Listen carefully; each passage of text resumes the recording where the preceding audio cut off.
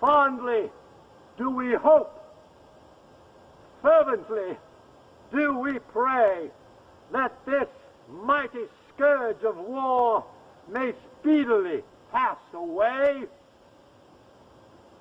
Yet, if God wills it, He continue until all the wealth piled by the bondman's 250 years of unrequited toil shall be sunk, and until every drop of blood drawn with the lash shall be paid by another drawn with the sword, as was said 3,000 years ago, so still it must be said, the judgments of the Lord are true and righteous altogether.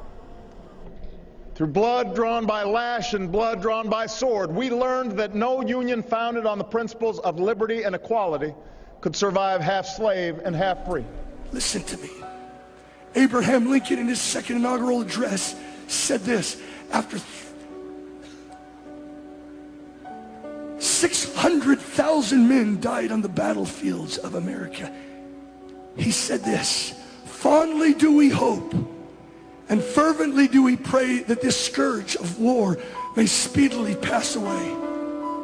But if God wills that it continue until every drop of blood drawn by the lash, the slaver's lash, be repaid by that drawn by the sword, let it be said, as was said 3,000 years ago. He was a student of the Bible. God's judgments are righteous and true altogether. He understood that the bloodshed of the slaves was being required in the Civil War, where 600,000 men died on the battlefields of America. And if God required it for slavery, what will it mean if God requires it for America, for the bloodshed of 50 million babies? I tell you what, young men and young women, war is going to come to the shores of America. Unless there's a great turning, unless there's some great turning to God,